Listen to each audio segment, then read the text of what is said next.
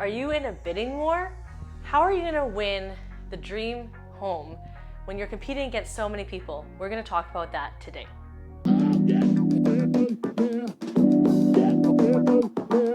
So it's a seller's market and you're trying to win that dream home of yours, but you're in a bidding war, or also known as a multiple offer. How on earth are you going to get that home that you found, that you love? There's not a whole lot on the market being a seller's market, and this home is the one you want. You don't want to lose again. Let's just talk right now about things that you can do to make sure that you win that home and get that home to move into and make it yours. Number one, appeal to the seller's emotions. So what does that even mean? Sellers look at the price, they look at conditions, but what do you mean by emotions? I think emotions is the most important thing, because when it comes to selling the home, yes, sellers are looking for the price, but they do want to know who's actually going to be buying the property and moving in. So what I like to do is I like to present a video offer to the agent who can then see the offer, because we used to be able to present offers in person, which is not very common at all anymore. And so I like to put a face to the name so that it's more personal, harder to say no to a person than just an email or a text, right? And to represent you as a buyer, we want to make sure we do the best we possibly can. I also like to do, if you give me permission, to tell a little bit of your story, why you love the home, who you are, what you're going to do with the home, and what you plan for the house, because that really does give some emotional pull, hopefully, to the seller. And we want to do everything possibly can. Number two, of course, is the price.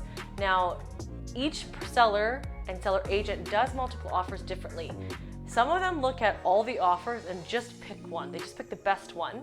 Some of them look at them and try to negotiate and counter one. If that doesn't work, we move to the next one and counter one. You're allowed to do either one. You can't counter all of them at the same time. That's not allowed. So what do you do as a buyer to make sure that you don't lose the home? I always educate my clients that you want to make sure that you put an offer you're willing to lose the home over. Now we're going to look at market comparables, and we're going to look at what things have sold for, and we're going to look at what you're qualified for a mortgage and what makes sense. It doesn't always make sense to get the home if it's going to go 50,000, 100,000 over, because we're not Toronto or Vancouver.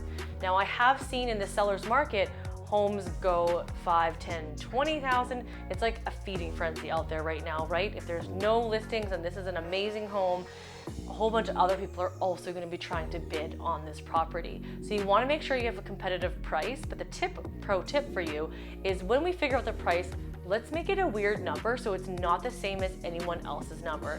If there's two offers that come in at the same exact price, it's hard to choose between the two, but if you make yours a little bit odd and a little bit different, it's going to help you, I think anyways. Third tip is to make your conditions as tight as possible. So I don't mean to put no conditions. Obviously, if you're not in that position, I don't want to advise you to do that, but try not to have a 2-week condition period. Try to make it as fast as possible. Try to book a home inspection. I always do that before I even put an offer in, just so that we have everything figured out in the details, so that the seller and the seller's agent know we are on top of it and we're serious about this home. The fourth tip is make sure you have a possession date that the sellers want, because if they get the price they want and the date they want, they're going to be more inclined to choose you, and that's going to be what you want, right?